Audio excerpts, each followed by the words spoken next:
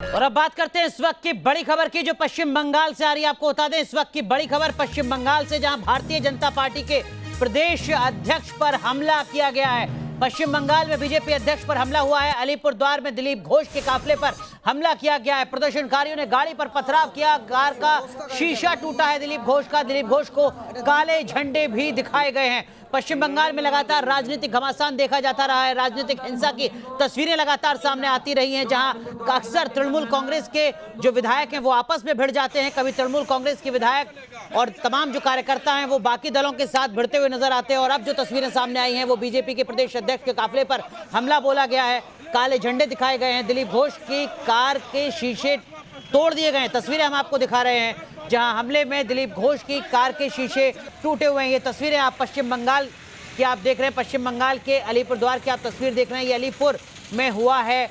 पश्चिम बंगाल के अलीपुर में बीजेपी प्रदेश अध्यक्ष के काफिले पर हमला बोला गया है। काले झंडे दिखाए गए हैं।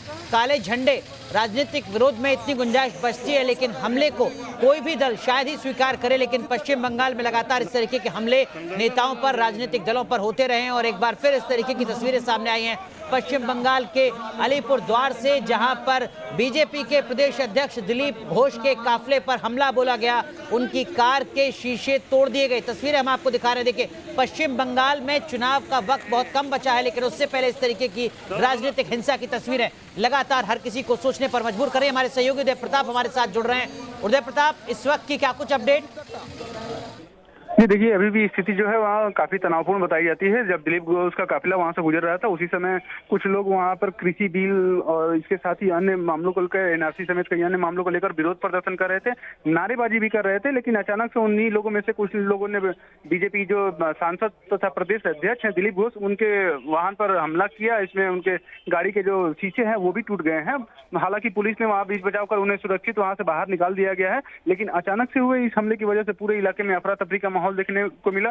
बड़ी संख्या में जो प्रदर्शनकारी थे वहां पहुंचे हुए थे। पहले से ही काले झंडे और बैनर पोस्टर लेकर वो वहां पहुंचे। लेकिन उदय प्रताप, एक बात बताइए, जब इस तरीके के बड़े नेता किसी जगह जाते हैं अपने किसी चुनावी कार्यक्रम में, तो जो थाने के स्तर पर लोकल इंटेलिजेंस यूनिट होती है उसको पता होता है कि क्या कुछ हो सकता है।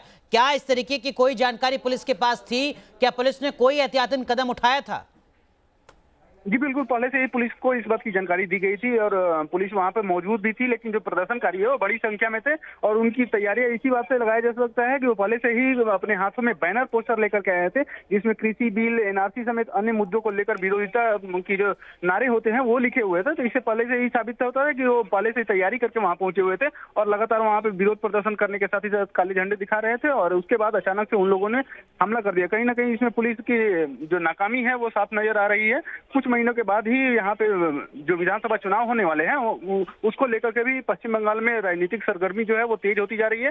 बिहार के बाद अब यहाँ जिस तरह से चुनाव, चलिए, बहुत बहुत शुक्रिया उदय प्रताप इस वक्त की बड़ी खबर साझा करने के लिए। तस्वीरें हम लगातार दिखा रहे हैं पश्चिम बंगाल की, जब बीजेपी के प्रदेश अध्यक्ष के काफिले पर हमला बोला गया है। कार के शीशे टूटे हुए हैं।